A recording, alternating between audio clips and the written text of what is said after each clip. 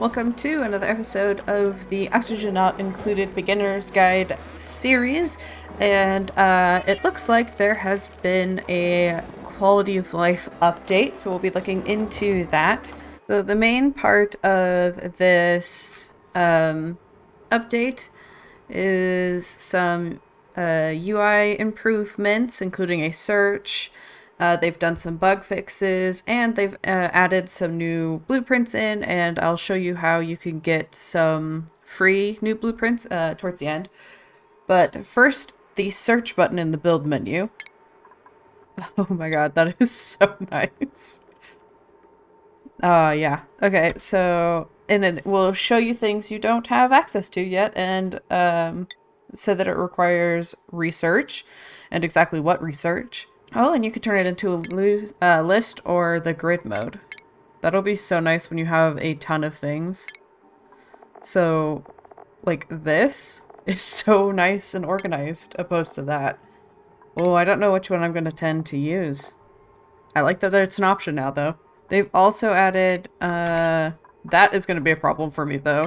This just cancels the search, but my brain thinks it's going to close this thing. That's not what it does. You have to escape for that. They've also added a new disconnect tool. So let's go into the power. Aha, so here it is. Left shift plus D for your hotkey. So what that'll do is it'll cut a wire, so... Aha. So there, you click and drag it, and it'll disconnect them. And then, let's see if you just have to... yeah, you just have to reconnect it yourself. You used to have to do things like empty pipes and stuff and then delete the pipe to get rid of them, but now we can just disconnect them. So let's see what happens if we do that. Will water spill? No. And then you just have to reconnect it like that. Interesting. Very nice. That's gonna be so useful, because sometimes when you're like drawing in new ones, they'll just auto-connect and you don't want that. Ah, that's going to be amazing. Something we haven't really encountered is equipping a suit at the dock no longer plays the yellow alert sound when the suit was previously marked as yellow alert. Drywalls will be able to be rotated. So this guy, you might want to do that for like these ones with prints and stuff. So you would hit O. So you can see that the water design is flipping.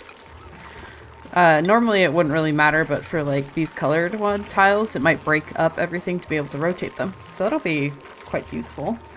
They've added new skins. Dream journals can now be stored in any storage that allows inedible solids. So like these guys. Oh, it probably, if I had to guess, would go under miscellaneous. I don't have that story element enabled on this save, so I probably won't be able to see it in the filters, because you can't... a lot of them won't appear until you have access to something. So my guess would be under mysterious, or it's going to be under its own special label. There's a couple of things for the DLC. One of the asteroids now start with random geysers. Replacing a rocket module with another one now returns materials from the original.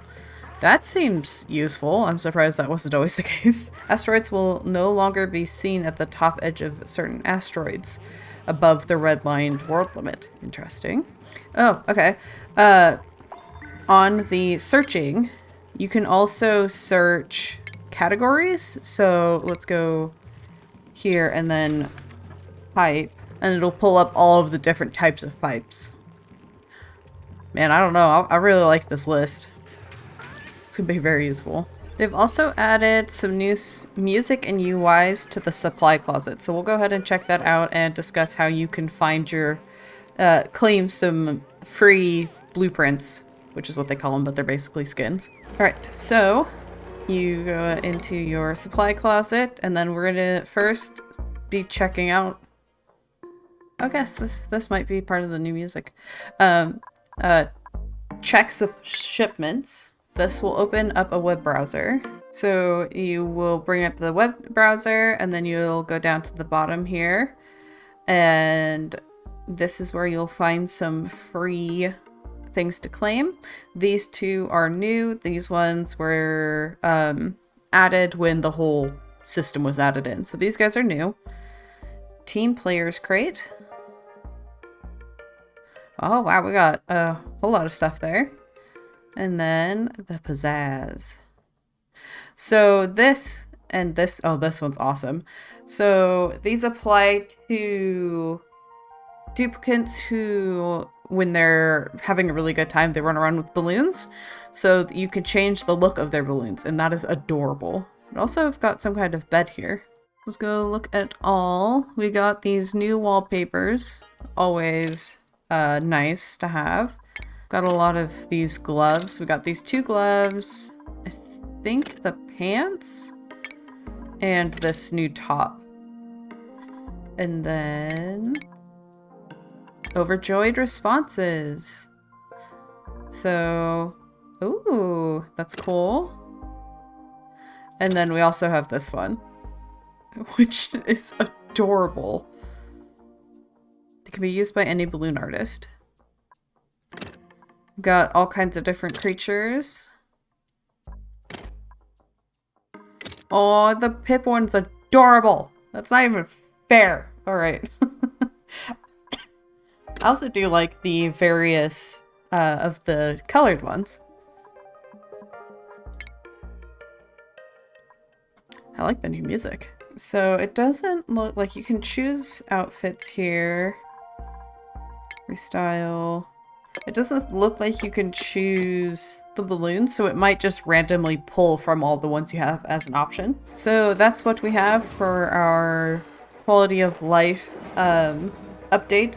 I will probably spend a bit of this episode also prepping for what we want to do in the next episode, so let's go ahead and jump into that.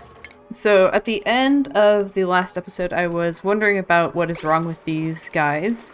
And a commenter named Chris went ahead and said that it is because it hasn't been harvested. They also mentioned an ideal ratio of mealwood to Drecos, and I tried doing some research into what that ideal number is, and it's not conclusive, basically. I've seen anything from a Dreco needs 2, like each Dreco needs 2 to survive, up to you need 3 per 4 Dreco. That one is a more recent number, but either way, I'm going to remove 2 because I only have 1 Dreco at the moment, and that's 2 will be plenty. I don't want duplicates spending too much time and resources maintaining too many. I might also... I'm surprised I haven't done this before. Get a bit of automation in here. The search is nice. My problem is going to be I can't usually remember what things are called. So let's get our auto sweeper here. I need to redo this power system terribly. It's spaghetti and I hate it. I'll also end up converting a lot of this copper wire into the other wire, conductive. Especially now that we're working towards getting the metal refinery, so we'll be able to convert the regular copper into refined without loss, so that's probably what we'll be doing soon.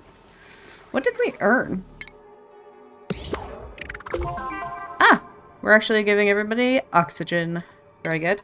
I have a test world with the same world seed where I figure out what I need to work on next so I know what to talk to you guys about. And I hopped into that and I started trying to figure out the metal refinery, and then I realized I hadn't put in this guy in that test world, and almost all of my dupes died because they didn't have oxygen. I ran out of algae, so it was a mess. Got it caught up, but I'm glad we did this as early as we did, because in my test world it wasn't going well. So what I'm going to be doing is using this biome to cool off the metal refinery, because we need the metal from the refinery to then go into a cooling system. So you pretty much always have to start out with a less than ideal setup. initially with the metal refinery, which I don't like doing, but it's just necessary. I suffer from the, like, if it's not perfect to start with, don't do it, you know? But yeah, we'll have to use some of this. I may build up a wall or something to kind of save some of the biome, especially because we'll want, like, the sleetweed is always useful. But that's something we'll be doing, is putting a metal refinery here. Something I'm also considering is doing a bit of strip mining. Not something I enjoy a lot of, but it would be nice to consolidate a lot of, like, this biome. Get all the polluted water in one spot, get all the slime cleared up. So it might be something I start doing. And then another thing we could do, which isn't totally necessary, but if you're struggling with stressed dupes, it would be good to know about. So I will be going into making private bedrooms. And I'm going to have it so the entrance is through this nature reserve. So they'll go through the nature reserve and up, and then I'll have the rooms off to the sides here. And that will allow us to get the nature reserve bonus every time they head to bed. So that will really help with their stress, if they were to have any. Ah, you got to work so fast, Nesbit. I was not prepared for that. Alright, so what I'm going to do is show you how I would go about strip mining an area. Some of the reasons you would do that would be for if your game is, like, struggling a little bit, it's easier to consolidate everything, and it makes it run a little better. Also with this one, you consolidate all of, like, your slime lung and stuff, and so you could process it. It also gives you a ton of resources. A lot of people will strip mine the whole map. I'll probably be sticking with just this biome for now and leaving the rest. In the future we may end up doing it into more areas, but for now I'm just going to be doing it into this slime biome. I'm also going to be putting a water lock here. There, as you can see, a ton of polluted oxygen, which is going to be combining here. And I want to be filtering that before letting it out into the rest of the world, just because of all the slime we're about to be digging up. I'm very curious to see how this area is going to mix in when we remove this, because we're going to have to, so that we could build in this block. Right now there isn't any germs, which is good. Oh my god. There is everywhere else, though. Somebody already picked up some slime, because I have a high priority storage for slime underwater over here, I believe. Yep, there it is. So I'll probably bring that down a little bit. I'll need to find the other one as well. Otherwise the dupes will start moving it, and I don't want that. It's funny because slime lung, when it was first introduced, when I was first playing it, slime lung was deadly, and so I'm extra paranoid about it. A lot of people don't have that, like, paranoia to the level I do, just because they weren't around when it was, you know, killing your dupes. Oh my god. Well, that's nice. So I just got a blueprint, and the obvious answer here is plastic. I wonder if that's enough for our sensor. That must mean one of our... yeah. So it looks like our Draco has been sheared, and we have plastic now. I think I actually watched it happen and just didn't think about it, so I'll play a little clip here. So the first thing I wanted to do with that plastic was the germ sensor, liquid germ sensor. So we will be adjusting this setup, and I'll talk about the smart solution to that. But yeah, we'll use that here to make sure that we aren't getting germs in our pipes, but we'll do that in another episode. Okay, so now that I have a water lock going on, I will talk about the actual setting this up. So duplicants can reach a total of 7 if you include working from above and below. They can have a 7 gap. So you could have these guys 1 more apart if you wanted to be super efficient, but I would prefer to keep going with my same spacing. So there's going to be 4 spaces each. So that's what these little dots are, as a reminder. And then what you'll do is get ladders. And everywhere you have this space of 4. You'll be doing ladders. And what you should do is try to go off of a stone that you're going to be digging up here for the ladders. So since it's going to be igneous, it'll just make it so that they can pick up stone from the area instead of having to go back to their base and get like sandstone, which you're not digging up here. So there's going to be a lot of this around. So let's do the ladders out of this instead. The reason you would do ladders instead of floors or that kind of thing is this will allow gases, waters, all of that to travel and not get caught. And if you're going long distances, you can hold shift and it'll make it so you can only go in a straight line. You'll have to check in every once in a while. So for example, these plants will make it so you can't draw your ladder. So you'll want to check in on that and rebuild them once they're cleared out. Sometimes you'll get a little pop-up like that, the warning sound, but it won't list anything. It's still good to stop what you're doing to look around. I would say 70% of the time that means there's a dupe suck somewhere. But in this case, I think it's because my oxygen is running low. So it's good even if it doesn't stay up as a warning to take a look around your base just to see what might be even briefly triggering something. Something else I might need to consider is that this is not quite enough to handle all of our suits.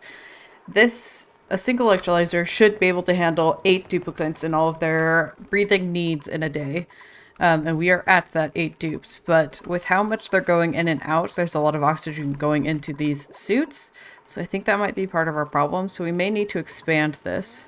So here we are. They're starting their digging.